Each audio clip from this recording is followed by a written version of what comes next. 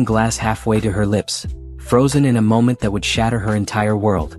The sound of laughter and conversation from the housewarming party faded into white noise as her eyes locked onto the silver-framed photograph sitting prominently on the white marble mantel. It was her husband. Trevor's face smiled back at her from the photo, his arm wrapped possessively around Simone's waist, his other hand resting on Simone's stomach in a gesture so intimate it made Naomi's skin crawl. They stood on a beach at sunset, Simone leaning back against Trevor's chest, both of them glowing with the kind of happiness that belonged in wedding announcements. The champagne glass slipped from Naomi's fingers, shattering on the hardwood floor. "Naomi, are you okay?" Simone appeared at her elbow, concern painted across her face, the same face that smiled in that photograph with Naomi's husband. Naomi couldn't speak. Her mind was racing backward through time, connecting dots she had deliberately ignored. Trevor's late nights at the office. The business trips to Miami, San Francisco, Dubai. The new cologne. The gym membership he suddenly cared about. The way he'd pull away when she tried to hold his hand. And Simone. Her best friend of 15 years. The woman who had been her maid of honor. Who came to family dinners. Who Trevor had insisted they hire as Naomi's personal assistant 3 years ago. "I'm so happy you could make it," Simone continued, oblivious or pretending to be. "I know you've been so busy with the company expansion." Naomi forced her eyes away from the photograph and looked at Simone. Really looked at her. The designer dress that cost more than most people made in a month. The diamond bracelet catching the light. The beach house itself, worth at least $3 million, sitting on prime California coastline. "The inheritance from your aunt," Naomi heard herself say, her voice sounding distant and hollow. "That's what you said paid for all this." Something flickered in Simone's eyes. Fear? Guilt? It vanished as quickly as it appeared. "Yes, Aunt Martha was very generous.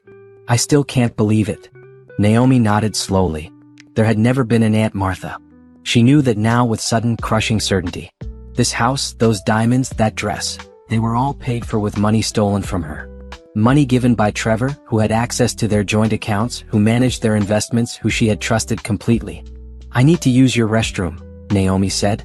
"Of course, upstairs, second door on the right." Naomi walked carefully through the crowd of people, most of whom she recognized from her own social circles. Had they all known? Were they laughing at her behind her back? The billionaire tech founder who couldn't see what was happening in her own marriage? She locked herself in the bathroom and gripped the marble countertop, staring at her reflection. At 42, Naomi Crawford was still beautiful, her dark skin smooth, her black hair pulled back in an elegant twist. She had built a software company from nothing, turning it into a billion-dollar empire.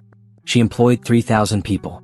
She had been featured on magazine covers, interviewed on news programs, invited to speak at conferences around the world. And she hadn't noticed that her husband was having an affair with her best friend. Naomi pulled out her phone with shaking hands and texted her driver, "Bring the car around. Emergency." She splashed cold water on her face, fixed her lipstick and walked back downstairs. Trevor was supposed to meet her here after his meeting downtown. She couldn't be here when he arrived. She couldn't pretend everything was fine while standing in a house bought with her own money, staring at proof of his betrayal. "Simone," Naomi said, finding her in the kitchen. "I'm so sorry, but something's come up at the office. Crisis with the Tokyo launch. I have to go." "Oh no," and Trevor was on his way. "Should I tell him to meet you at home?" Naomi's smile felt like it might crack her face. "No, let him enjoy the party. I'll see him later." She made it to her car before the tears started. Her driver, Robert, who had worked for her family for 20 years, said nothing as he pulled away from the beach house. He simply raised the privacy screen and let her cry. As they drove through the city toward her mansion in the hills, Naomi's tears stopped. The grief hardened into something cold and sharp. She thought about everything she had given Trevor. She had paid for their wedding, bought their house, given him a position in her company that he wasn't qualified for. She had loved him completely, trusted him absolutely. And he had stolen from her, lied to her, made a fool of her with the one person she had called her best friend. By the time Robert pulled into her circular driveway, Naomi's hands had stopped shaking. She thanked him and walked into her house, a modern masterpiece of glass and steel overlooking the city lights. Trevor wouldn't be home for hours. She had time. Naomi went straight to his office, the room she rarely entered, respecting his privacy. She pulled open desk drawers, finding them mostly empty. She checked the filing cabinet, locked. She knew where he kept the key, had seen him retrieve it countless times. Behind the bookshelf, taped to the back of his college diploma. The cabinet held burner phones. 3 of them. Naomi powered one on, her heart hammering. The messages were all to one number, saved as S. The text went back 2 years. Intimate messages. Photos. Plans to meet at hotels. Discussions about money. About waiting for the inheritance to clear before they made their move. Her grandmother's inheritance. The $200 million that was supposed to transfer to Naomi next month after the estate finished probate. They had been waiting for that money, planning to take it from her. Naomi carefully photographed everything with her own phone. She found a folder containing financial documents, loans taken out against her properties with her forged signature. Bank statements showing transfers from their joint accounts to an offshore account. This wasn't just an affair. This was systematic theft. She put everything back exactly as she had found it, locked the cabinet, returned the key. Trevor would never know she had been here. Naomi went to her own office and made a call to Harrison Blake, her family's attorney. "Harrison, I need you at my house first thing tomorrow morning. It's urgent. And I need the name of the best private investigator in the state." After she hung up, Naomi walked to the floor-to-ceiling windows and looked out at the city she had conquered. She had built an empire from nothing but intelligence and determination. She had survived her parents' deaths, her grandmother's illness, and every business challenge thrown her way. She would survive this too. But Trevor and Simone wouldn't survive what was coming for them. Naomi slept in the guest room that night, claiming a headache when Trevor finally came home at midnight, smelling of expensive wine and Simone's perfume. She heard him moving through the house, checking his office, satisfying himself that nothing was disturbed. Morning came bright and cold.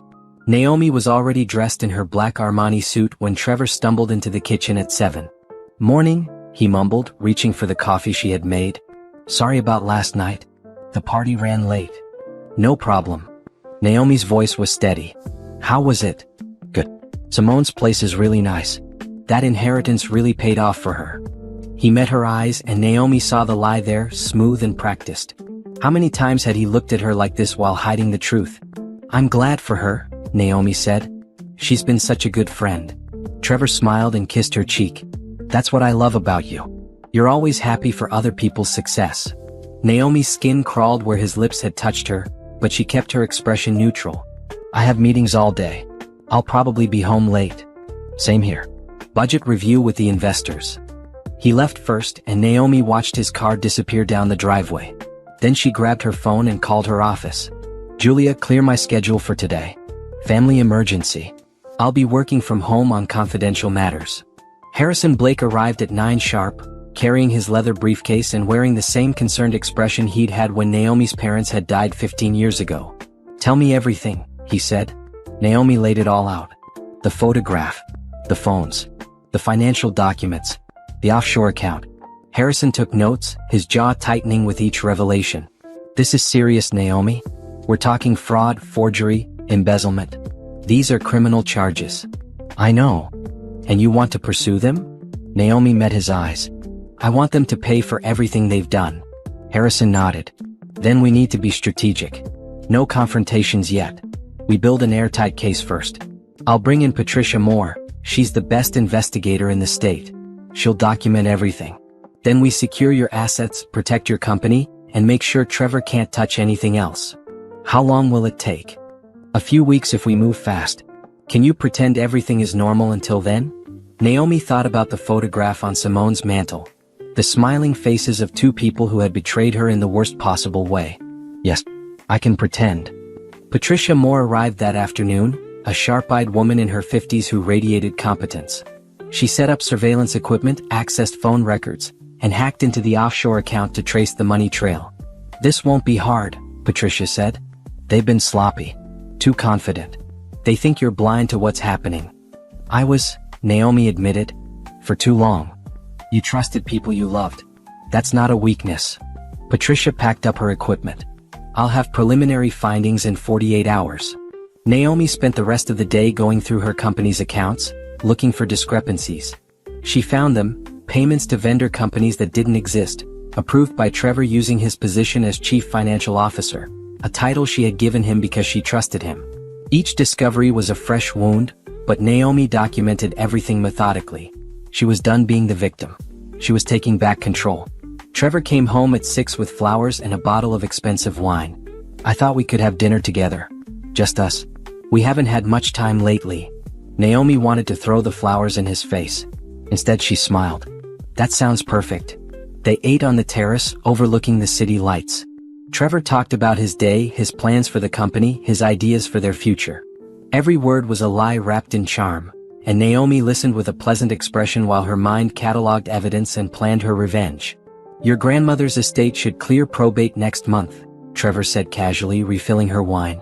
Have you thought about what you want to do with the inheritance? Maybe expand the company into European markets. What do you think? Trevor's eyes gleamed. I think we should diversify. Real estate, maybe some venture capital investments. I could manage it for you, make sure it's properly invested.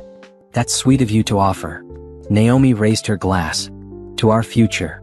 To our future, Trevor echoed, clinking his glass against hers. The next morning, Simone called. Hey, I wanted to apologize about the other night. You left so quickly. Just work stress, Naomi said lightly. The Tokyo launch is killing me. I know you're busy, but maybe we could have lunch this week? I feel like we haven't really talked in forever. I'd love that.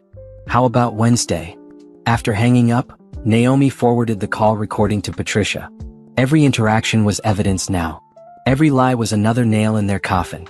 Patricia's preliminary report arrived by secure email that evening. Naomi read it 3 times, her anger growing with each pass. Trevor and Simone had been together for over 2 years. They had met regularly at a condo Trevor rented under a false name. Simone was 4 months pregnant with Trevor's child. That's what his hand had been resting on in the photograph. They had been siphoning money from Naomi's accounts for 18 months, building up the offshore fund. The beach house was purchased with Naomi's money, put in Simone's name. The report included phone recordings, thanks to the burner phones. Naomi listened to them with headphones, Trevor's voice intimate and loving with Simone in ways he had never been with her. Just a few more weeks, Trevor said in one recording. Once the inheritance clears, I'll ask for the divorce. She'll be so devastated she won't think clearly. We can get at least half of everything, maybe more if we play it right. What if she fights it? Simone asked. She won't. She's too nice. She'll want a clean break. And even if she does fight, we've already moved enough money offshore. We'll be set for life either way. Simone laughed. I can't believe this is really happening. Soon it'll just be us and the baby. I should have left her years ago. I only married her for the money anyway. She's boring in bed, boring at dinner, boring everywhere. You're the one I really love. Naomi turned off the recording. She sat in the dark in her office, breathing slowly. The man she had loved, the man she had shared a bed with for 7 years, had never loved her at all. She had been nothing but a bank account to him. She picked up her phone and texted Harrison, I have everything I need. Let's move forward. His response came immediately, come to my office tomorrow morning. We'll start asset protection protocols. Naomi deleted the messages and walked to her bedroom. Trevor was already asleep, sprawled across the king-sized bed. She looked at him for a long moment, memorizing this before everything changed. Tomorrow she would start dismantling his life the way he had tried to dismantle hers. But she would be smarter, more thorough, more ruthless. She would make sure he lost everything. Patricia Moore sat across from Naomi in Harrison Blake's conference room, spreading photographs and documents across the polished mahogany table like evidence at a crime scene. Harrison took notes on his laptop, his expression growing grimmer with each revelation. The pregnancy is confirmed, Patricia said, sliding a medical record across the table. Simone is 17 weeks along. She's been seeing an obstetrician in Beverly Hills, paying cash for all appointments. But I got the records. Naomi stared at the ultrasound image. Baby. Trevor's baby with another woman. She felt nothing, not sadness, not jealousy, just cold determination. What else? Patricia pulled up a spreadsheet on her tablet. The embezzlement is more extensive than we initially thought. Over the past 18 months, Trevor has stolen approximately $12 million from your accounts. He's been careful, taking amounts small enough that they wouldn't trigger automatic alerts, routing them through fake vendor companies that Simone helped him set up using her access to your systems. 12 million, Naomi repeated softly. The fake vendor companies were brilliant, Patricia admitted. They looked legitimate, proper business registrations, tax IDs, professional websites. But they're all shells. The money goes in, gets transferred to the offshore account, then disappears into investments and purchases. The beach house, luxury cars registered under false names, jewelry, clothes. They've been living like celebrities on your money. Harrison looked up from his notes. The forged signatures are the most serious criminal element.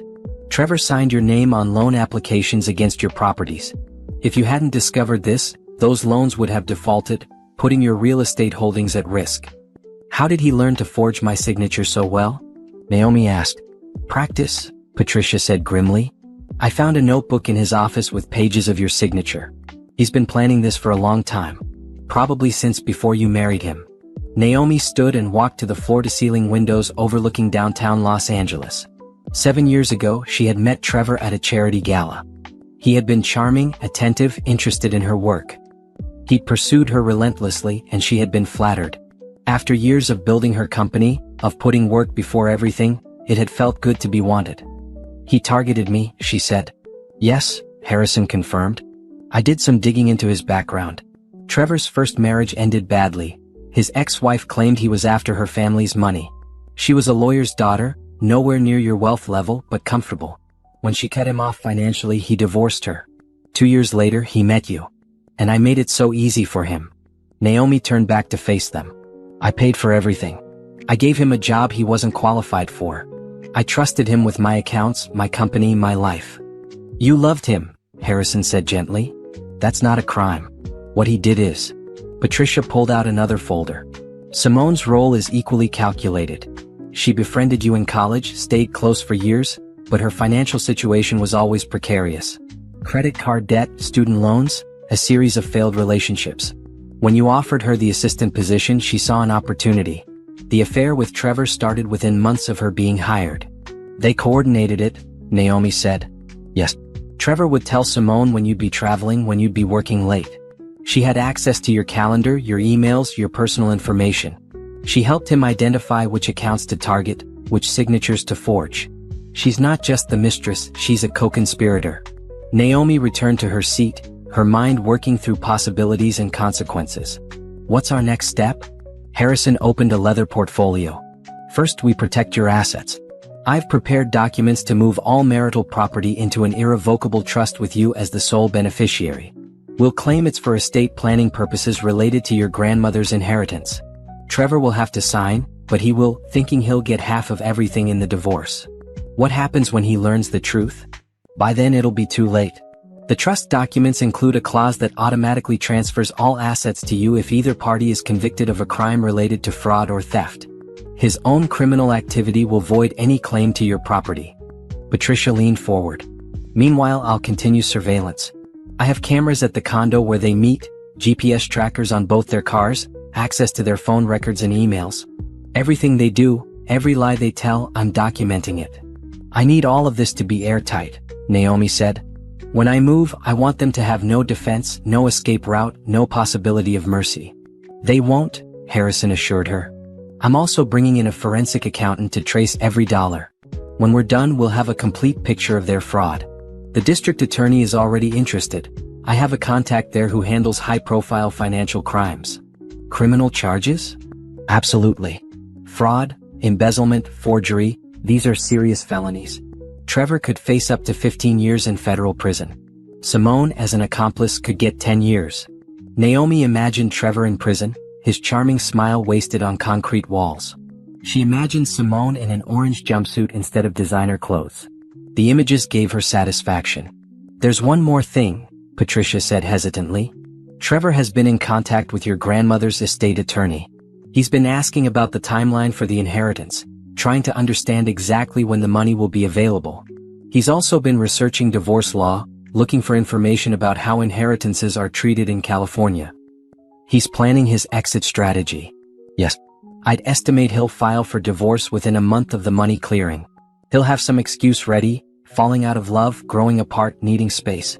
Something that sounds noble but gets him access to your assets. Naomi pulled out her phone and looked at her calendar. My grandmother's estate clears probate in 3 weeks. $200 million. And Trevor knows it, Harrison said. He's probably counting down the days. Then we have 3 weeks to make sure he never sees a penny of it. Naomi stood. Harrison, prepare the trust documents. Patricia, I want daily updates on their activities. I want to know everywhere they go, everyone they talk to, every lie they tell. What about you? Patricia asked. This is a lot to carry while pretending everything is normal. I've been running a billion-dollar company since I was 27, Naomi said. I can handle pressure. Over the next 2 weeks, Naomi perfected the art of deception. She smiled at Trevor over breakfast. She attended social events with him, her hand in his, her expression loving. She had lunch with Simone, listening to stories about the beach house, pretending to believe the lies about the mythical Aunt Martha. All the while, evidence accumulated. Patricia's surveillance revealed hotel meetings, expensive gifts bought with stolen money, text messages discussing their plans. The forensic accountant traced every fraudulent transaction, building an irrefutable case. Harrison presented the trust documents to Trevor one evening after dinner. Naomi's grandmother's estate is about to clear probate. For tax purposes and asset protection, we recommend putting everything into an irrevocable trust. It's standard for estates of this size. Trevor read through the pages, his eyes gleaming. He thought he was signing documents that would give him access to $200 million. He had no idea he was signing away any claim to Naomi's money forever. Of course, Trevor said smoothly. Whatever's best for our financial future. He signed with a flourish, not bothering to read the fine print that would destroy him. Naomi watched from the doorway, her face expressionless. After Harrison left, Trevor pulled Naomi into his arms. We're going to have an amazing life with that inheritance. We can travel, buy a yacht, maybe get a place in Europe. Sounds wonderful, Naomi murmured against his chest, feeling his heart beat steady and confident. He had no idea his heart was about to be ripped from his chest. 3 weeks later, Naomi's grandmother's inheritance cleared. $200 million, completely protected in a trust that Trevor could never touch. Naomi stood in her office looking at her bank balance and smiled for the first time in weeks. The money was safe. Her assets were protected. And she had enough evidence to bury both Trevor and Simone for the rest of their lives. It was time to make them pay. Harrison Blake's office smelled like leather and old books, the kind of place where important decisions were made and lives were changed. Naomi sat in the chair across from his desk, Patricia more beside her. Both women focused on the strategy that would bring Trevor and Simone to justice. The inheritance cleared yesterday, Harrison confirmed, tapping his computer screen. $200 million completely secure in the trust. Trevor can't touch a cent of it. He doesn't know that yet, Naomi said. Last night he talked about buying a villa in Italy. He showed me real estate listings. Patricia snorted. He's already spending money he thinks he's about to get. Which is perfect for us, Harrison said. His overconfidence will be his downfall. Now, here's what we have so far. He pulled up a presentation on the large screen behind his desk. $12.3 million in confirmed theft. 17 separate instances of forgery. 2 fake companies created to funnel money. 1 beach house purchased with stolen funds. And 1 very pregnant accomplice. Naomi looked at the evidence displayed on the screen. Bank records, forged signatures, email chains, photographs. Each item represented a piece of her life that Trevor and Simone had tried to steal. The district attorney is ready to move forward, Harrison continued. But we need to coordinate everything carefully. Criminal charges, civil suits, and divorce proceedings all need to happen simultaneously. We can't give them time to hide assets or destroy evidence. What's the timeline? Naomi asked. 2 weeks. We need that much time to ensure every document is perfect. Every piece of evidence is admissible in court. Patricia is still gathering surveillance footage that will prove their ongoing conspiracy. Patricia opened her laptop. Last night, I recorded a conversation between Trevor and Simone at the condo. They were discussing exactly how much money they think they'll get when Trevor files for divorce. They're planning to ask for $40 million in the settlement, figuring you'll negotiate down to $20 million just to avoid a messy court battle. They think I'm weak, Naomi said quietly. They think you're kind, Harrison corrected. There's a difference. They've mistaken your generosity for stupidity. Naomi stood and walked to the window looking out at the city. I want them to feel safe right up until the moment their world ends. I want them to think they've won. We can arrange that, Patricia said. In fact, I suggest we help their confidence along. Naomi, you should start acting worried about your marriage. Let Trevor think you're suspecting something but not quite sure. Make him and Simone think they need to accelerate their timeline. Harrison nodded. If they panic and make their move sooner, they'll be even sloppier. More evidence for us. What do you need me to do? Naomi asked. Patricia pulled out a script. Start asking Trevor about his late nights. Question some expenses. Act hurt and confused. If he thinks you're getting suspicious, he'll try to cover his tracks, which will generate more evidence. And he'll probably increase contact with Simone, which means more surveillance footage for us. Meanwhile, Harrison added, I'll have one of my associates leak information to Trevor's lawyer friend, Jeffrey Stanton. Nothing concrete, just hints that you're concerned about the marriage. Trevor will hear about it and think he's running out of time. Psychological warfare, Naomi said. Exactly. We control the battlefield. We control the timeline. We control the information they receive. By the time we're ready to strike, they'll be off balance and desperate. Over the next week, Naomi became a master actress. She asked Trevor about his schedule with just enough suspicion to make him nervous. She questioned a credit card charge at a hotel restaurant. She suggested they see a marriage counselor. Trevor responded exactly as Patricia predicted. He became more attentive, more loving, more desperate to keep Naomi unaware. He brought home flowers. He planned romantic dinners. He talked constantly about their future together. And all the while he was texting Simone in panic. Patricia's surveillance captured everything. We need to move up the timeline, Trevor wrote. She's getting suspicious. We should do it next month instead of waiting. Are you sure? Simone responded. What if she fights the divorce? She won't. She's too emotional. She'll just want it over with. What about the money? Already taken care of. I've been moving it all week.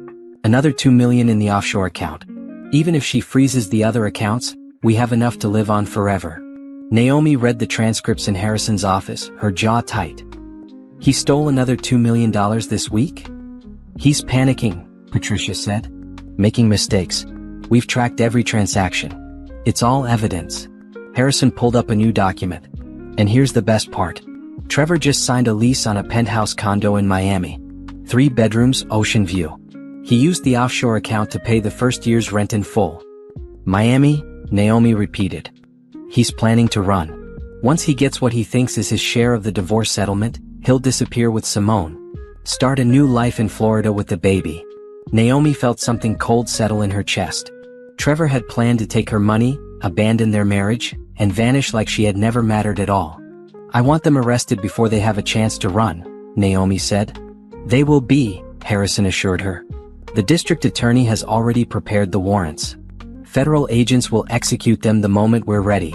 Patricia closed her laptop. There's one more element we should consider. A public element. What do you mean? Trevor and Simone have been living off your reputation. Your name, your company, your social standing. When this goes public and you'll have control of the narrative. We should think about how you want to reveal their crimes. Naomi thought about the photograph on Simone's mantle. The smiling faces of 2 people who thought they had gotten away with betraying her. I want everyone to know what they did. I want there to be no doubt, no possibility of them playing the victim or claiming I'm vindictive. A public confrontation? Harrison asked. No. Something better. Naomi pulled out her phone and looked at her calendar. Our anniversary is in 2 weeks. We always have a party, invite everyone we know. Let's do it again this year. Make it bigger than ever. Invite business associates, friends, family. Make it a celebration. Patricia smiled slowly. And then dropped the bomb in front of everyone. Exactly. Let them see the evidence. Let them hear the truth. Let Trevor and Simone face immediate consequences with nowhere to hide. Harrison leaned back in his chair. It's risky. Trevor could get violent. No weapons allowed at the party, Naomi said. Plenty of security. And I'll have already filed for divorce and press charges. The police can be there to arrest them on sight. You want to destroy them publicly, Harrison said. I want justice publicly, Naomi corrected. They stole from me publicly, lied to me publicly, humiliated me publicly. They just didn't know I would find out. Now everyone will know what they are. Patricia nodded approvingly. I like it. It sends a message. The message is simple, Naomi said. You can't steal from me and get away with it. You can't betray me and face no consequences. Actions have results, and theirs are coming. Harrison began typing notes. All right. Anniversary party in 2 weeks. I'll coordinate with the district attorney. Patricia, you'll have surveillance at the party? Already planning it. Audio, video, everything documented. And Naomi, Harrison looked at her seriously. Are you prepared for how this will feel? Watching their faces when they realize they've lost everything? Naomi thought about the burner phones, the forged signatures, the $12 million stolen from her. She thought about Trevor's voice on the recordings, calling her boring, admitting he'd only married her for money. She thought about Simone's laughter, her fake friendship, her betrayal. "I'm prepared," Naomi said. They made their choices. Now they'll live with the consequences. The plan was set. 2 weeks until the anniversary party. 2 weeks until Trevor and Simone's perfect scheme would collapse around them. 2 weeks until Naomi took back everything they had tried to steal. She left Harrison's office feeling lighter than she had in months. The weight of betrayal still hurt, but the certainty of coming justice made it bearable. Trevor was waiting at home when she arrived, champagne chilling, music playing, looking every inch the devoted husband. "I thought we could celebrate," he said, pouring her a glass. 7 years together. And many more to come. Naomi accepted the glass and smiled. "To many more years," she agreed. In 14 days Trevor would be in handcuffs. But tonight he still thought he'd won. Naomi's grandmother had been a formidable woman, building a real estate empire from a single rental property after World War II. She had taught Naomi everything about business, about strength, about never letting anyone diminish her power. When she passed away 6 months ago at 96, Naomi had grieved deeply. Now, standing in the estate attorney's office as the final paperwork was processed, Naomi felt her grandmother's presence like a shield around her. "Everything is in order," the estate attorney, Mr. Chen, said. He was an elderly man who had worked with Naomi's grandmother for 40 years. "The full estate, $200 million in assets, properties, and investments, transfers to you today, Mrs. Crawford." Trevor sat beside Naomi, his hand on her knee, his expression appropriately solemn. Her grandmother was an amazing woman. "This is a bittersweet moment." Mr. Chen looked at Trevor with an expression Naomi couldn't quite read. Had her grandmother sensed something wrong about Trevor? Had she seen through his charm? "Your grandmother left specific instructions," Mr. Chen said, sliding a sealed envelope across the desk to Naomi. "She wanted you to read this in private, after the estate had been settled." Naomi took the envelope, feeling the weight of her grandmother's final words. "Thank you." "There's also a trust provision she insisted on," Mr. Chen continued. "Any spouse of yours must sign a post-nuptial agreement confirming that the inheritance is your separate property, not marital property. It's a standard protection for large estates." Trevor's hand tightened on Naomi's knee. "Of course. I would never claim Naomi's inheritance. That's her family money." Mr. Chen produced another document. "Then please sign here, Mr. Crawford." Trevor signed without hesitation, believing he was just going through a formality.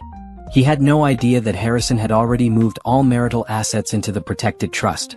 And this document was one more nail in his coffin, legally confirming he had no claim to any of Naomi's money. After the meeting, Trevor suggested lunch at their favorite restaurant. "We should celebrate. $200 million, Naomi. Do you realize what this means for us?" "Tell me what you think it means," Naomi said, curious to hear his fantasy. "Freedom. We can expand the company globally. Buy properties anywhere we want. Travel for months at a time. Maybe even think about retiring early, spending our time enjoying life instead of working all the time." Naomi listened to him spin dreams with her money, his voice animated and excited. Every word was a lie. He didn't plan to share any of this with her. He planned to take it all and disappear with Simone. "That sounds wonderful," she said softly. At home that evening, Naomi finally opened her grandmother's letter. She sat in her private office, the one room in the house that was entirely hers, and unfolded the handwritten pages. "My dearest Naomi," the letter began in her grandmother's precise script. "If you are reading this, I am gone and you have inherited everything I built. I trust you to use it wisely as you have always been wise beyond your years. But I must tell you something that troubles my spirit.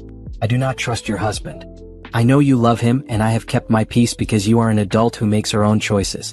But I have watched Trevor over the years, and I see a man who loves money more than he loves you. I pray I am wrong. I pray that my old woman's suspicions are just that, suspicions. But if I am right, if Trevor ever proves to be the fortune hunter I fear he is, I want you to know that you have the strength to survive his betrayal. You have my strength, your mother's strength, generations of strong women behind you. Do not let anyone steal what you have built. Do not let kindness be mistaken for weakness. And remember that the best revenge is not anger but success. Build something so great that those who betrayed you become footnotes in your story. I love you, my dear girl. You were always my greatest achievement. With all my love, grandmother." Naomi read the letter 3 times, tears streaming down her face. Her grandmother had known. She had seen through Trevor's charm to the greed beneath. And even dying, even in her final words, she had been trying to protect Naomi. "I hear you, grandmother," Naomi whispered to the empty room. "And I'm doing exactly what you taught me to do. I'm protecting what's mine, and I'm making sure they pay for what they've done." She carefully folded the letter and placed it in her safe. Then she called Harrison. "The inheritance is final," she said. Trevor signed the post-nuptial agreement. "Everything is protected." "Good. The anniversary party is in 10 days. Are you ready?" "More ready than I've ever been." The next week was a blur of activity. Trevor became almost manic with excitement about the inheritance. He brought home travel brochures for Italy and France. He talked about buying a yacht. He suggested they look at properties in the Hamptons. And all the while, his phone buzzed constantly with messages from Simone. Patricia's surveillance captured their increasing desperation. Trevor and Simone met almost daily now, discussing their plans, counting their imagined money, shopping for furniture for the Miami penthouse. "I can't believe it's finally happening," Simone said in one recorded conversation. 7 years of playing her assistant, and it's all about to pay off. "You've been patient," Trevor replied. "We both have.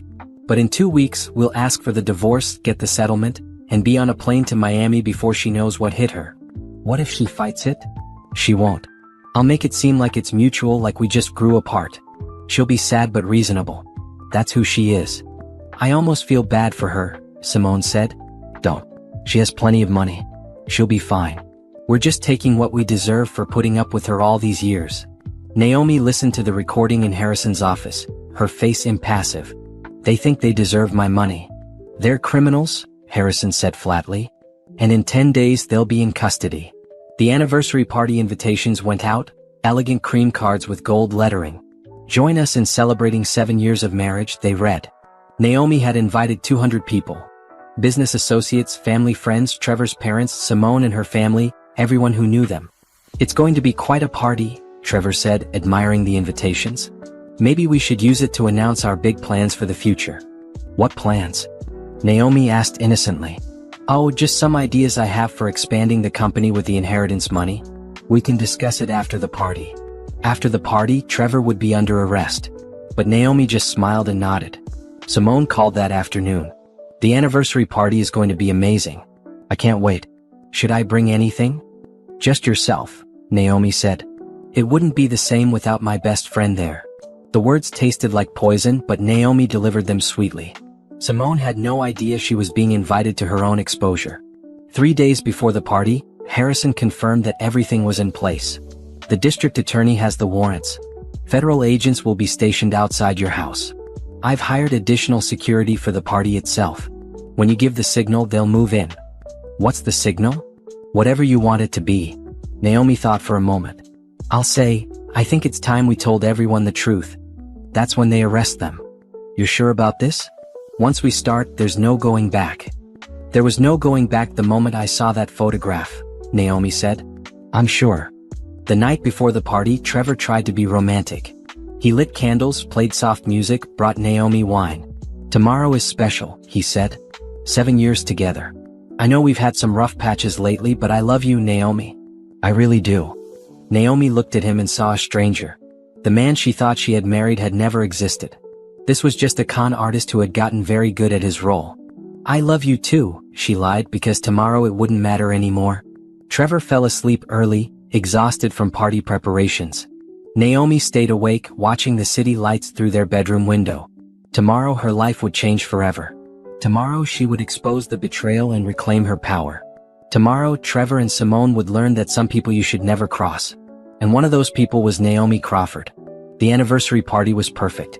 White roses everywhere, champagne flowing, a string quartet playing classical music on the terrace. 200 guests, an elegant evening where mingled through the mansion, admiring the view, congratulating Naomi and Trevor on 7 years of marriage. Naomi wore a midnight blue gown that made her skin glow, her hair swept up in an elegant twist. She moved through the crowd with grace, accepting congratulations, introducing business associates, playing the role of happy wife one final time. Trevor was in his element, charming everyone, his arm around Naomi's waist, talking about their future together. He looked handsome in his tuxedo, every inch the successful businessman married to a billionaire. Simone arrived fashionably late, wearing a designer dress that Naomi recognized from a boutique in Beverly Hills. Paid for with stolen money, no doubt. Her baby bump was just starting to show, hidden under the flowing fabric. Congratulations, Simone said, hugging Naomi. 7 years. That's amazing. Thank you for being here, Naomi replied. It means so much to have my best friend celebrate with us. Simone smiled, completely unsuspecting. She mingled with the guests, accepted compliments on her dress, chatted with Trevor's parents about wedding memories they had fabricated together. Harrison Blake stood near the door, looking like just another guest. Patricia Moore was somewhere in the house with her surveillance team, recording everything. Federal agents waited outside in unmarked cars, ready to move on Naomi's signal. At 8 o'clock, Naomi stepped onto the small stage the party planners had set up for speeches. She tapped her champagne glass with a fork, and the crowd gradually quieted, turning to face her. Thank you all for coming tonight, Naomi began, her voice steady and clear. 7 years ago, I married Trevor, and I thought I had found my partner for life. Someone who loved me for who I was, not what I had. Trevor smiled at her from the crowd, raising his glass. Tonight, I want to talk about truth, Naomi continued. About trust. About what happens when the people closest to you betray that trust in the worst possible way. Trevor's smile faltered. A few guests looked confused. Trevor, could you come up here, please? And Simone, you too. Simone looked at Trevor, alarm flickering across her face. Trevor climbed the steps to the stage, still maintaining his composure. What's going on, honey? I thought we should tell everyone our news, Naomi said. You and Simone have been keeping such a big secret. The crowd murmured. Trevor's face went pale. Naomi, what are you talking about? Naomi turned to the large screen that had been set up for a slideshow of wedding photos. Instead, it flickered to life, showing bank records, dates and amounts highlighted in red. You've stolen $12 million from me over the past 18 months. Gasps rippled through the crowd. Trevor's parents stared at the screen in shock. Simone tried to move toward the door, but security personnel blocked her exit. That's not true, Trevor said, his voice shaking. Naomi, you're upset about something, but... Here are the forged signatures, Naomi continued, clicking to the next slide. Her signature, repeated dozens of times, next to Trevor's practiced forgeries. You took out loans against my properties, created fake companies to funnel my money into offshore accounts. Trevor's mother made a strangled sound. His father's face was stone. And Simone, Naomi turned to her former friend who was crying now, mascara running down her face. You helped him. You used your position as my assistant to give Trevor access to my accounts. You created the fake vendor companies. You participated in defrauding me of millions of dollars. I didn't know, Simone sobbed. Trevor said it was legal, he said. Don't, Naomi's voice cut like ice. I have recordings of every conversation you had with Trevor. I have surveillance footage of you at the beach house you bought with my money. I have your text messages planning how much money you'd get when Trevor divorced me. The crowd was completely silent now, shocked faces staring at Trevor and Simone. You're also pregnant with my husband's child, Naomi continued. 4 months along. Congratulations. Simone's mother let out a cry. Her father looked ready to murder someone. Trevor tried one last play. Naomi, I can explain all of this. It's not what it looks like. It's exactly what it looks like, Naomi interrupted. You married me for my money. You never loved me. You said I was boring, that you only stayed for the inheritance. You planned to divorce me as soon as my grandmother's money cleared, taking half of everything and running to Miami with Simone. She clicked to another slide showing the Miami penthouse lease. Trevor's face crumbled. I think it's time we told everyone the truth, Naomi said, giving the signal. Immediately, doors opened and federal agents entered the house, badges displayed. The party guests parted like the Red Sea as agents moved toward the stage. Trevor Crawford, Simone Williams, you're under arrest for fraud, embezzlement and forgery, the lead agent announced. You have the right to remain silent. Trevor's parents watched in horror as their son was handcuffed. Simone was sobbing hysterically as female agents placed restraints on her wrists. The baby bump was clearly visible now under her dress as she was led away. The crowd erupted in shocked whispers. Cameras flashed. Reporters who Naomi had specifically invited to witness justice being served. Harrison appeared at Naomi's side as Trevor and Simone were escorted through the mansion. Trevor looked back once, his face a mask of disbelief and rage.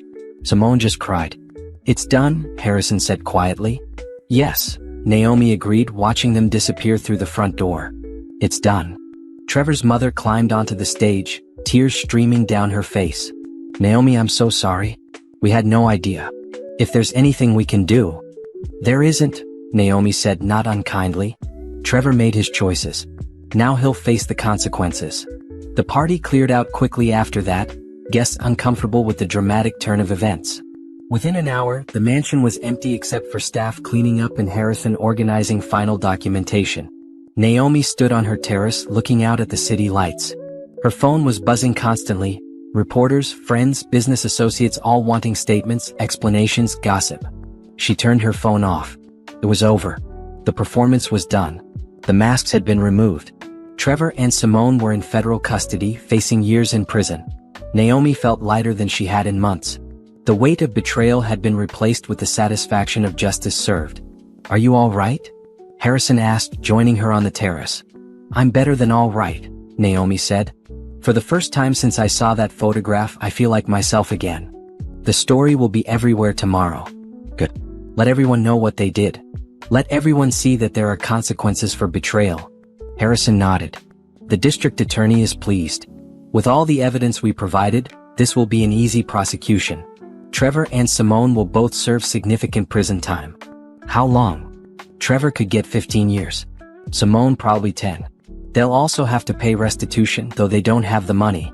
Your $12 million is gone, spent on properties and luxuries that will be seized. I don't care about the money, Naomi said. I care about justice. You got it. Naomi turned to face him. Thank you, Harrison. For everything. You and Patricia were incredible. You did the hard part, Harrison said. You kept your composure while your world fell apart. You gathered evidence while living with people who betrayed you. You planned perfect revenge while pretending everything was fine. That takes remarkable strength. My grandmother taught me to be strong. She'd be proud of you. After Harrison left, Naomi walked through her mansion, seeing it with new eyes. Trevor's presence had been erased tonight. His clothes would be donated, his office cleared, his name removed from every account and document. This was her house now, her life, her future. And it was going to be magnificent. The morning after the anniversary party, Naomi's exposure of Trevor and Simone was headline news across every platform. Tech billionaire exposes husband's elaborate fraud scheme at anniversary party. Naomi Crawford's dramatic revenge. How a betrayed wife took down her husband and best friend. Caught on camera, the moment Trevor Crawford learned his scheme had failed. Naomi sat in her office, reading the articles while drinking coffee. The story had everything the media loved. Wealth, betrayal, revenge, a dramatic public confrontation. Photos from the party showed Trevor's shocked face, Simone's tears, the federal agents leading them away in handcuffs. Her phone rang constantly. She ignored most calls but answered when Patricia's name appeared. Morning, Patricia said cheerfully. How does it feel to be the most talked about woman in America? Exhausting, Naomi admitted, but satisfying. Trevor and Simone spent the night in federal custody. Their bail hearing is this afternoon. The prosecutor is asking for high bail given the flight risk. Trevor had that lease in Miami, remember? Will they get bail? Probably. Trevor's parents are wealthy enough to post it. But they'll be monitored closely. Ankle bracelets, travel restrictions, the works. Naomi's other line beeped. I have another call coming in.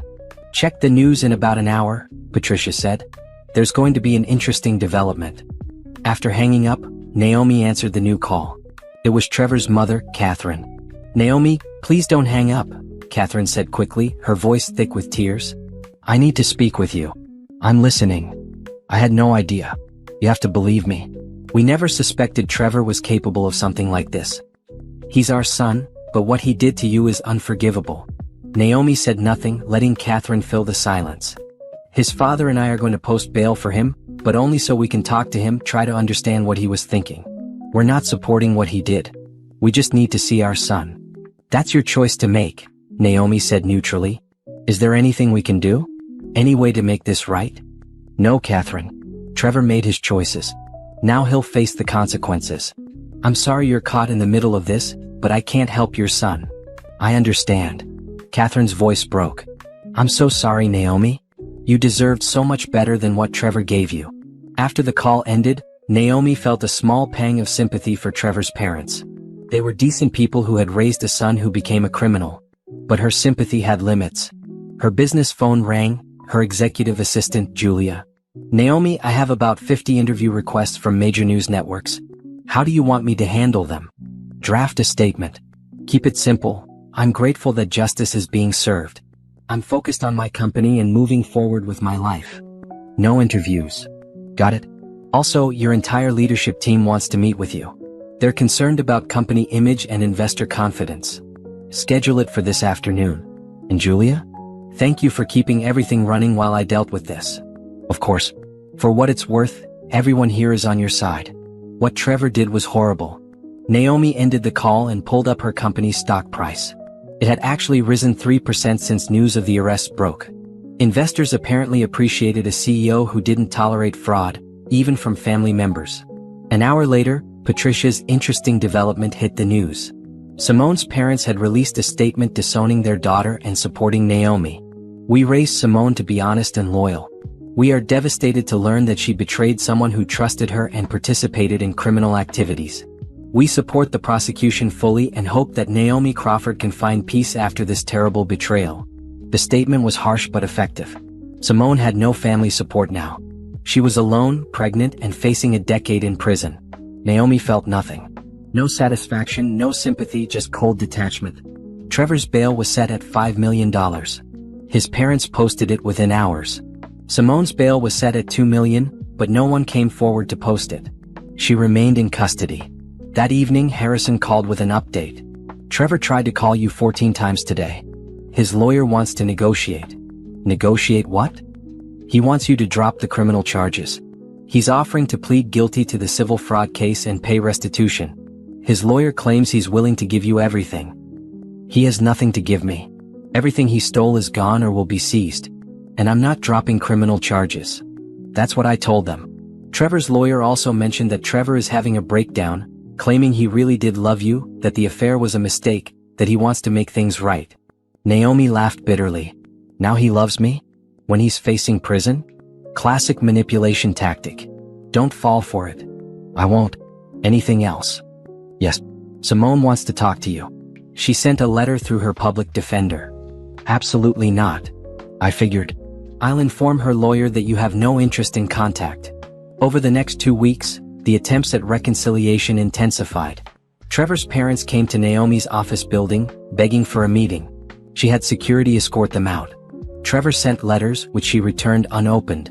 His lawyer filed motions asking for the charges to be reduced, claiming emotional distress and mental health issues. The prosecutor fought every motion. Friends who had known both Trevor and Naomi reached out, trying to understand what had happened. Naomi was polite but firm. Trevor had committed crimes, evidence was overwhelming, and she was moving forward. The preliminary hearings began. Trevor appeared in court looking disheveled and broken, a far cry from the charming man who had stood beside her at parties. His lawyer argued that Trevor was a first-time offender who deserved leniency. The prosecutor presented the evidence. Millions stolen, signatures forged, a pattern of calculated fraud spanning years. The judge was unmoved by Trevor's tears. Simone, still in custody because no one posted her bail, looked even worse. Pregnancy had made her detention more difficult, and she had none of Trevor's resources for a good lawyer. Her public defender tried to argue that she had been manipulated by Trevor, that she was a victim too. The prosecutor played recordings of Simone laughing about fooling Naomi, planning how to spend the stolen money, mocking her former best friend behind her back. This is not a victim, the prosecutor stated. This is a willing participant in a scheme to defraud Ms. Crawford of millions of dollars. The judge agreed. Both Trevor and Simone would face trial. Naomi attended every hearing, sitting in the gallery with Harrison beside her. She wanted Trevor and Simone to see her there, strong and unbroken. She wanted them to understand that their actions had consequences and that she wouldn't be intimidated or manipulated into mercy. After one hearing, Trevor caught her in the courthouse hallway. Security moved to intervene, but Naomi held up a hand. Please, Trevor said, his voice desperate. Just talk to me for 1 minute. You have nothing to say that I want to hear. I'm sorry. I know that's not enough, but I am. I made terrible choices. I hurt you in ways I can't even comprehend. But I'm still your husband. Doesn't that mean anything? Naomi looked at him coldly. You were never my husband. You were a con artist who played a role. The man I thought I married doesn't exist. I can change. I can be better. Please, Naomi, I'm begging you. Save your begging for the judge. Naomi said. "You're going to need it." She walked away, leaving Trevor standing in the hallway with his lawyer, his face crumbling. That night, Naomi stood in her home office, looking at the framed photograph of her grandmother that sat on her desk. "I'm doing what you taught me, grandmother. I'm protecting what's mine. I'm showing strength, not weakness." The foundation she had mentioned at the sentencing, a non-profit to help women escape financially abusive situations, was already in development. Naomi had committed $10 million of her own money to fund it. Some people asked why she'd spend money on a foundation after losing $12 million to fraud. Naomi's answer was simple: because no one should be trapped by someone they trusted. Because women need resources to fight back. Because justice isn't just about punishment, it's about prevention. The story continued to generate headlines. Naomi Crawford, the billionaire who had exposed her husband's fraud in the most dramatic way possible, became a symbol of strength and justice. Other women came forward with their own stories of financial abuse, inspired by Naomi's refusal to accept betrayal quietly. But at night, alone in her mansion with Trevor's presence finally erased, Naomi sometimes felt the weight of loneliness. She had been strong, had done everything right, had achieved perfect revenge. But she had still lost 7 years of her life to a lie. The trial was coming. Trevor and Simone would face justice. But Naomi's journey wasn't over yet. She was still healing, still rebuilding, still learning to trust herself again. And that would take more than revenge could provide. 6 months after the anniversary party that ended her marriage, Naomi sat in federal court watching Trevor and Simone's trial begin. The courtroom was packed with reporters, legal observers, and curious members of the public who had followed the case through the media. Trevor's high-powered defense attorney, a man named Robert Klein who specialized in white-collar crimes, stood to give his opening statement. "Ladies and gentlemen of the jury, you're going to hear a lot about money over the next few weeks. Large sums, complex transactions, offshore accounts. But what this case is really about is a marriage that fell apart, a business relationship that became confused, and mistakes. Yes, mistakes, made by two people who never intended to hurt anyone." Naomi kept her face neutral, but inside she felt disgust. Mistakes. As if stealing millions of dollars and forging signatures were accidental. The prosecutor, Assistant District Attorney Maria Santos, stood next. She was a sharp woman in her 50s with a reputation for dismantling white-collar criminals. "The defense will try to tell you this was all a misunderstanding. Don't believe it. What you're going to see over the course of this trial is a deliberate, calculated scheme to defraud Naomi Crawford of her wealth. You'll see forged signatures, 17 of them. You'll see fake companies created specifically to steal money. You'll hear recordings of the defendants laughing about fooling Ms. Crawford, planning their future with her money. This wasn't a mistake. This was a crime." The first week of trial focused on the financial evidence. Forensic accountants took the stand, walking the jury through the complex web of fake vendors, offshore accounts, and fraudulent transfers. The jury listened intently as experts explained how Trevor had systematically stolen $12 million over 18 months. Trevor's lawyer tried to claim the transactions were legitimate business expenses, but the prosecutor demolished that argument by showing that the vendor companies didn't actually exist. The jury saw business registration documents for companies with no employees, no offices, no history of work. Just bank accounts where money disappeared. Mr. Crawford created an elaborate fiction, the forensic accountant testified. Each of these companies appeared legitimate on paper, but they were shells. The money went in and immediately transferred to offshore accounts in the Cayman Islands that Mr. Crawford controlled. When Trevor's lawyer cross-examined, trying to suggest Naomi had known about and approved these transactions, the prosecutor objected immediately. The judge sustained it. The second week brought the forged signatures into focus. A handwriting expert testified, showing side-by-side comparisons of Naomi's real signature and Trevor's forgeries. "The forgeries are quite good," the expert admitted. Mr. Crawford clearly practiced extensively. But there are subtle differences in pressure, angle, and stroke order that prove these are not authentic signatures. The prosecutor then entered into evidence the notebook Patricia had found in Trevor's office. Pages and pages of Naomi's signature, practiced over and over like a student learning to write.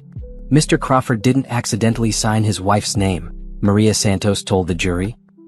He systematically taught himself to forge it so he could steal from her. Trevor's lawyer argued that married couples often sign for each other, that this was a normal part of their relationship.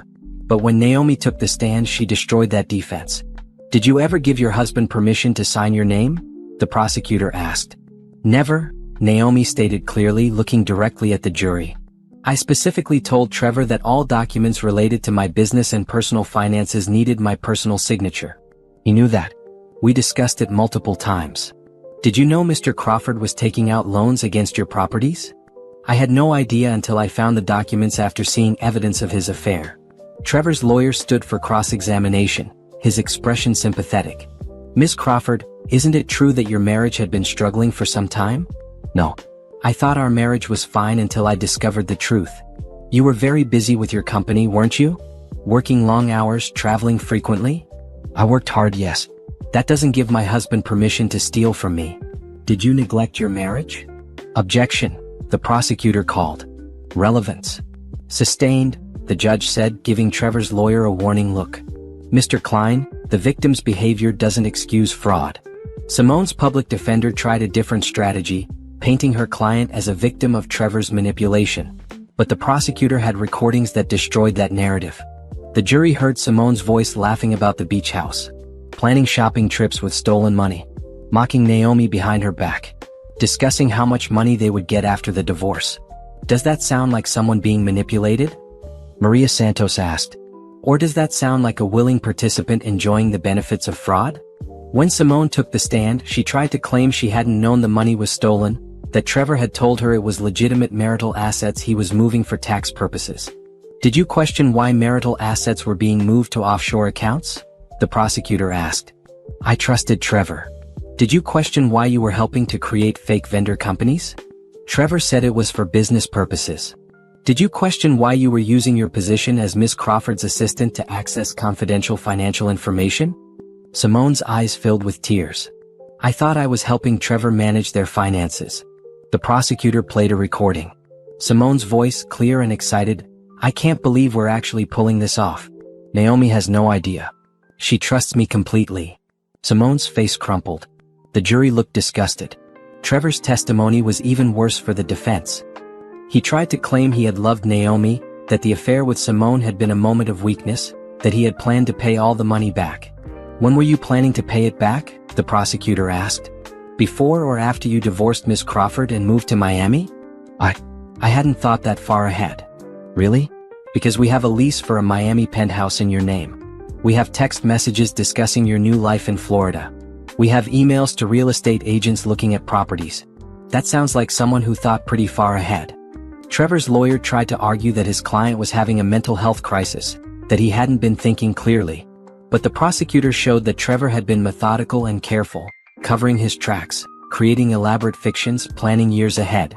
"This is not mental illness," Maria Santos told the jury in her closing argument. "This is greed. Pure, calculated greed." Trevor Crawford saw Naomi Crawford's wealth as an opportunity. He pursued her, married her, gained her trust, and then systematically robbed her. And Simone Williams, Miss Crawford's supposed best friend, helped him do it. They stole millions. They forged signatures. They created fake companies. They lied every single day for years. And when Miss Crawford's grandmother died, leaving her $200 million, they saw the ultimate prize. They planned to take that money and disappear, leaving Miss Crawford with nothing but betrayal. She turned to look at Trevor and Simone. These defendants gambled that Miss Crawford would never find out. They gambled that even if she did, she'd be too kind to prosecute them. They gambled wrong. Trevor's lawyer made one final plea: "My client made mistakes. He let greed overcome his better judgment. But he's not a career criminal. He's a man who got in over his head and made terrible choices. He deserves a chance to make things right." The jury deliberated for 6 hours. When they returned, their faces were serious. "On the count of fraud in the first degree, how do you find?" "Guilty." "On the count of embezzlement?" "Guilty." "On the count of forgery?" "Guilty." The jury found Trevor guilty on all 17 counts. Simone was found guilty on 14 counts. The jury gave her slight leniency on a few charges where her direct involvement was harder to prove, but she was still facing serious prison time. Trevor's face went white. His parents, sitting in the gallery, held each other and cried. Simone sobbed, her hands protective over her now visible pregnancy. Naomi sat still, feeling the weight of justice settle over the courtroom. It was done. They had been found guilty. The jury had seen through every lie and excuse. Outside the courthouse, reporters swarmed.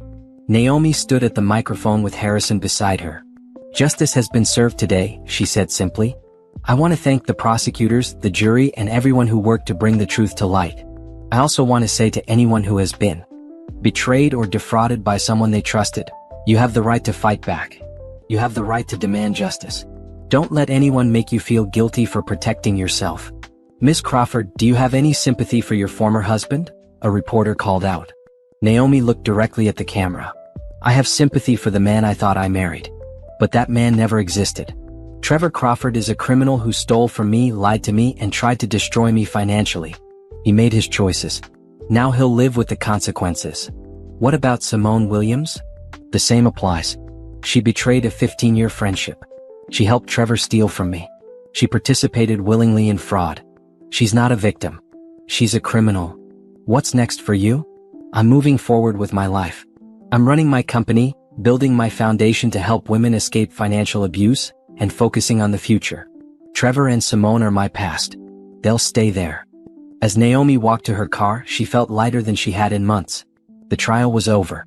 The guilty verdicts had been delivered. All that remained was sentencing. And then, finally, she could close this chapter of her life forever. The sentencing hearing took place on a cold morning in February, 8 months after the anniversary party that had exposed Trevor and Simone's crimes. Naomi arrived at the courthouse early, wearing a black suit that projected strength and professionalism. The courtroom filled quickly. Reporters, legal observers, Trevor's parents, and Simone's mother, who looked years older than she had at the trial. Simone herself was now 8 months pregnant, her belly prominent under her prison jumpsuit. She had given birth, and custody would happen within weeks, and the baby would be placed with Simone's mother while Simone served her sentence. Trevor looked thinner, his expensive suits replaced with standard courtroom attire. His lawyer had filed motion after motion asking for leniency, but the judge had denied most of them. This was the end of the road. Judge Ellen Morrison took her seat at the bench, her expression stern. She had presided over the entire trial and had made it clear she didn't appreciate criminals who preyed on people who trusted them. "We're here for sentencing in the matter of United States versus Trevor Crawford and Simone Williams," Judge Morrison began. "Both defendants have been found guilty on multiple counts of fraud, embezzlement, and forgery. Before I pronounce sentence, I'll hear from the victims and the defendants. Miss Crawford, would you like to make a statement?" Naomi stood, walking to the podium. She had prepared these words carefully, wanting to express the full impact of Trevor and Simone's betrayal. "Your Honor, when I married Trevor Crawford 7 years ago, I thought I had found a partner. Someone who loved me for who I was, not what I had. I was wrong. Trevor never loved me. He saw me as an opportunity, a bank account to exploit. He spent years stealing from me, lying to me, and planning to abandon me once he had taken enough." Naomi's voice was steady, but emotion flickered beneath the surface. "Simone Williams was my best friend for 15 years. I trusted her with my personal life, my business, my deepest secrets. She betrayed that trust in the worst possible way. She helped Trevor steal from me. She slept with my husband. She laughed about fooling me." She looked at Trevor and Simone, both of whom had tears running down their faces. The financial theft was terrible. $12 million stolen through fraud and forgery. But the emotional betrayal was worse. They made me doubt myself, question my judgment, wonder if I had been blind or stupid. They stole my ability to trust. I've spent the past year rebuilding my life and my sense of self. I started a foundation to help other women who've been financially abused. I've strengthened my company. I've learned to trust again, carefully and selectively. But the scars Trevor and Simone left will always be there. Your Honor, I ask that you sentence these defendants to the full extent of the law. Not because I'm vindictive, but because they need to understand that there are real consequences for fraud and betrayal. Other potential criminals need to see that you can't steal millions of dollars, forge signatures, and destroy someone's trust without facing justice. Naomi returned to her seat. Harrison squeezed her hand briefly in support. Judge Morrison nodded. "Mr. Crawford, do you wish to make a statement?" Trevor stood shakily, his lawyer beside him. "Your Honor, I want to apologize to Naomi. I know that words can't undo what I did, but I am truly sorry. I made terrible choices driven by greed and selfishness. I betrayed someone who trusted me, who gave me everything I could have wanted in life. I deserve whatever punishment you give me." His voice broke. "I've had a lot of time to think about what I did and why I did it. I told myself I deserved that money because I was married to Naomi, because I helped her company in some way, because I had earned it. But the truth is I was just a thief. A coward who stole from someone who loved me, I know Naomi will never forgive me. I don't deserve her forgiveness. But I hope that someday I can do something to make up for even a fraction of the harm I caused. I'm willing to work for the rest of my life to pay back what I stole. I know it's not enough, but it's all I can offer. Judge Morrison's expression didn't soften. Ms. Williams? Simone struggled to stand, her pregnancy making movement difficult. Your Honor, I'm so ashamed of what I did. Naomi was my best friend. She gave me a job when I needed one, trusted me with important responsibilities. And I betrayed her in the worst way possible. She wiped tears from her face. I got caught up in Trevor's plans. I let greed and selfishness override my morals and my loyalty. I participated in stealing from someone who had only ever been good to me. I destroyed a 15-year friendship for money. I helped Trevor betray his wife. I'm about to have a baby, Simone continued, her hands on her belly. A baby who will grow up knowing his mother is a convicted criminal. That breaks my heart. But it's the consequence of my choices. I accept responsibility for what I did. I'm so sorry, Naomi. I'm so sorry to everyone I hurt. Judge Morrison waited a moment, then began to speak. I've presided over many fraud cases in my career. I've seen defendants show remorse, promise change, beg for mercy. Some of that remorse is genuine. Some is just fear of consequences. She looked at Trevor and Simone. What makes this case particularly egregious is the level of personal betrayal involved. Mr. Crawford, you didn't just steal from a stranger or a business associate. You stole from your wife, someone who loved you, trusted you, built a life with you. You forged her signature 17 times. You created an elaborate scheme to drain her accounts. And you planned to abandon her once you got what you wanted. Ms. Williams, you betrayed a 15-year friendship. You used your position as Ms. Crawford's assistant to facilitate fraud. You participated willingly in this scheme, enjoying the stolen money while pretending to be a loyal friend. Judge Morrison picked up the sentencing documents. The federal sentencing guidelines suggest a range of 8 to 12 years for Mr. Crawford and 6 to 10 years for Ms. Williams. The prosecution has asked for maximum sentences. The defense has asked for leniency. The courtroom held its collective breath.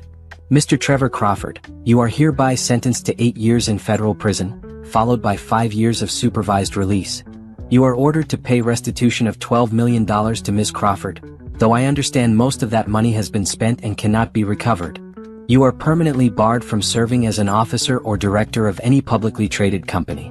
Trevor's knees buckled. His lawyer held him up. Ms. Simone Williams, you are hereby sentenced to 5 years in federal prison, followed by 3 years of supervised release. You are ordered to pay restitution jointly with Mr. Crawford. Given your pregnancy, you will remain in a medical facility until after you give birth, then be transferred to federal prison. Simone sobbed audibly. Her mother cried in the gallery. I want to be clear, Judge Morrison continued. These sentences reflect the seriousness of your crimes and the calculated nature of your fraud. You didn't make a mistake or have a momentary lapse in judgment. You planned and executed a scheme to steal millions of dollars over the course of years. The fact that you targeted someone who trusted you makes it worse, not better. She looked at Trevor and Simone directly. I hope you use your time in prison to genuinely reflect on your actions and become better people. But whether you do or not, you will serve your sentences fully. There is no early release for fraud. There is no pardon for betrayal. You made choices and now you face consequences. Court is adjourned. The gavel struck and it was done. Trevor and Simone were led away by federal marshals. Trevor looked back at his parents, mouthing, I'm sorry. Simone just cried, her hands still protective over her pregnant belly. Trevor's mother tried to approach Naomi as people filed out of the courtroom. Naomi, please. Harrison stepped between them. Mrs. Crawford has nothing more to say. Please respect her boundaries. Outside the courthouse, Naomi faced the cameras one final time. Justice has been served today. Trevor Crawford will spend 8 years in federal prison. Simone Williams will spend 5 years. They will pay restitution, though the money they stole is mostly gone. But the important thing is that they've been held accountable for their crimes. How do you feel? A reporter called. I feel relief, Naomi said honestly. This chapter of my life is over. I can finally move forward without looking over my shoulder, without wondering if I'll face more betrayal. The legal system worked. Truth won. Do you think 8 years is enough? I think it's appropriate. Trevor and Simone will lose years of their lives, just as I lost years to their lies. They'll have time to think about what they did and why they did it. Whether they use that time productively is up to them. What's next for you? I'm focusing on my company, my foundation, and my life. I'm not defined by what Trevor and Simone did to me. I'm defined by how I responded, with strength, with justice, and with determination to help others who face similar betrayals. As Naomi walked to her car, she felt a chapter closing. The trial was over. Sentencing was complete. Trevor and Simone would spend years behind bars thinking about their choices. And Naomi? She was free. Finally, completely free to build whatever life she wanted, unburdened by lies and betrayal. She drove home to her mansion, now fully redecorated and bearing no trace of Trevor. It was her space now, filled with things she chose, reflecting her taste and her life. That evening, she opened a bottle of expensive wine and toasted her grandmother's photo. I did what you taught me, grandmother.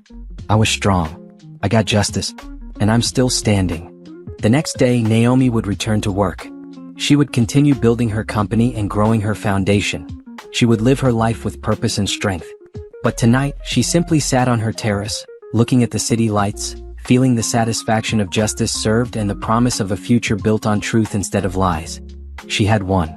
And that victory was sweet.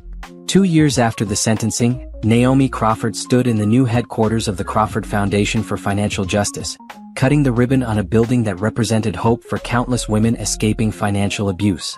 The foundation had grown beyond her wildest expectations. With a permanent endowment of $50 million and a staff of 32 people, they had helped over 800 women escape financially abusive situations, providing legal support, financial counseling, emergency funds, and long-term planning. This building represents more than just office space, Naomi told the assembled crowd of donors, staff, and media. It represents sanctuary. It represents justice. It represents the truth that no one should be trapped by someone they trusted. The crowd applauded. Among them were several women the foundation had helped. Women who had escaped situations similar to Naomi's and rebuilt their lives with the foundation's support.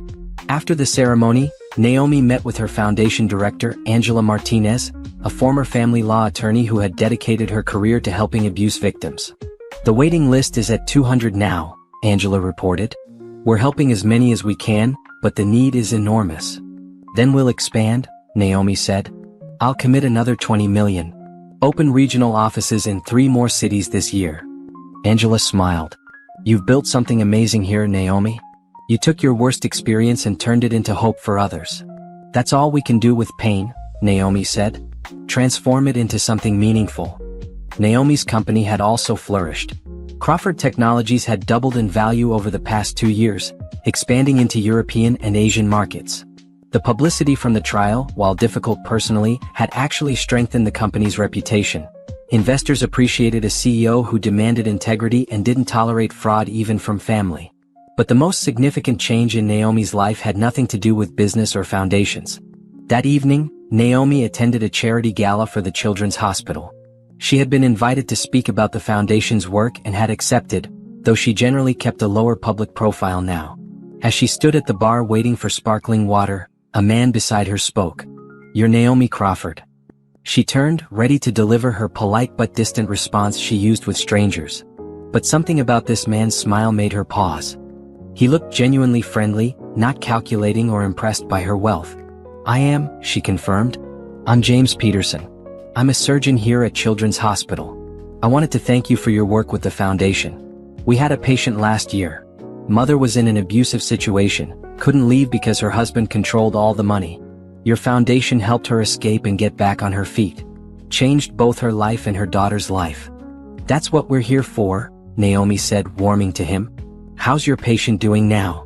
Thriving. Mother got a good job, daughter's getting treatment she needs. Happy ending.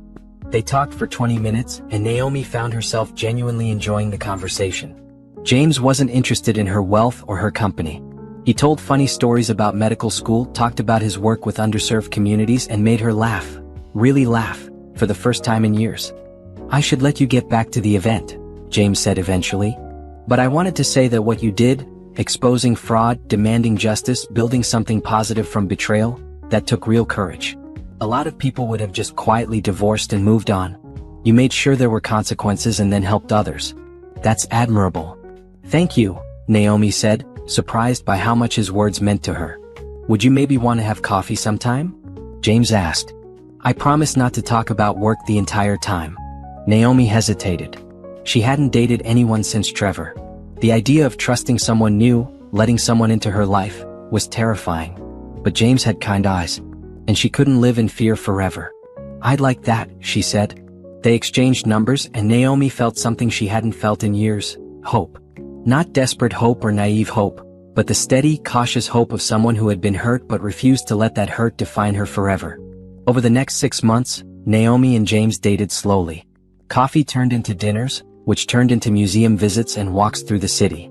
James was patient with her caution, never pushing for more than she was ready to give.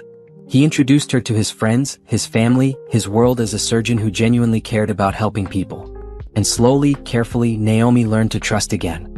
"You're nothing like Trevor," she told James one evening as they sat on her terrace overlooking the city. "I hope not," James said with a smile. "That guy was a criminal. You're kind. You're genuine. You don't care about my money or my company. You just care about me." "Of course I do. You're brilliant, funny, strong. Why wouldn't I care about you?" Naomi leaned her head on his shoulder. "I didn't think I'd feel this way again. After everything that happened, I thought maybe I was broken somehow. That I'd never be able to trust anyone." "You're not broken," James said firmly. "You were betrayed by people who didn't deserve you. That's not your fault. And you came through it stronger than ever." "Some days I still get angry," Naomi admitted. "I think about everything Trevor and Simone took from me: 7 years, $12 million, my ability to trust easily. I think about them in prison and I don't feel sorry for them at all." "You don't have to feel sorry for them. They made their choices. Is it wrong that I'm glad they're suffering consequences? It's human. They hurt you terribly. Justice doesn't always have to be accompanied by forgiveness or sympathy. Sometimes justice is just justice." Naomi appreciated that James didn't try to make her feel bad for her anger or push her toward forgiveness she didn't feel. He accepted her exactly as she was, scarred, cautious, but still capable of building something new. A year after they started dating, James proposed during a quiet dinner at Naomi's house. No grand gestures, no public displays, just a heartfelt question from a man who loved her. "I know marriage is complicated for you after everything that happened," James said. "And I know trusting someone with that level of commitment is scary. But I love you, Naomi. I want to build a life with you. Not because of your money or your company or your success. Because you make me laugh, you challenge me to be better, and I can't imagine my future without you in it." Naomi looked at the simple, elegant ring he offered. Nothing ostentatious, just a symbol of his commitment. She thought about Trevor, about the lies and betrayal. She thought about how James had spent a year proving his trustworthiness through actions, not words. "Yes," she said. "Yes, I'll marry you." They married quietly 6 months later in a small ceremony with close friends and family. No grand party, no huge guest list, just people who genuinely cared about them celebrating a real partnership built on trust and respect. As Naomi stood next to James, promising to share her life with him, she felt no fear. This was different. James was different. And she was different too, stronger, wiser, more certain of her worth. After the ceremony, as they walked through the garden of the small venue they'd chosen, James asked, "Any regrets?" "None," Naomi said honestly. "I'm exactly where I'm supposed to be." She had built a billion-dollar company. She had survived betrayal and fought for justice. She had created a foundation that helped hundreds of women escape financial abuse. She had learned to trust again, carefully and selectively.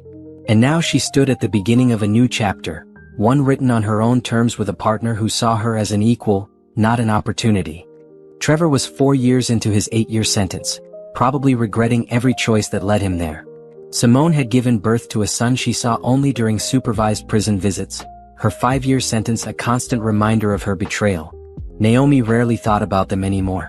They were the past, and she had learned that you couldn't build a future while constantly looking backward. That night, standing on her terrace with James beside her, Naomi looked out at the city lights and felt genuine happiness. Not the desperate, clinging happiness of someone afraid it will disappear, but the steady, confident happiness of someone who knows her worth and has built a life that reflects her values. "What are you thinking about?" James asked. "About how I survived," Naomi said. "About how I turned the worst betrayal of my life into something meaningful. About how I'm standing here now, stronger than I've ever been, with someone who actually deserves my trust." "You did all that yourself," James reminded her. "You fought back. You demanded justice. You built the foundation. You learned to trust again. I just got lucky enough to be here to witness it." Naomi smiled. We're both lucky. As they stood together looking at the city, Naomi silently thanked her grandmother for the lessons that had carried her through the darkness. She thanked herself for being strong enough to fight back, smart enough to get justice, and brave enough to trust again. The story of Trevor and Simone's betrayal had become just that, a story. A chapter in her life that was over, closed, finished. It had shaped her, taught her, strengthened her. But it didn't define her. Naomi Crawford was defined by what she built, not by what others tried to take from her. She was defined by her strength in the face of betrayal, her commitment to justice, her determination to help others, and her courage to love again. That was her legacy.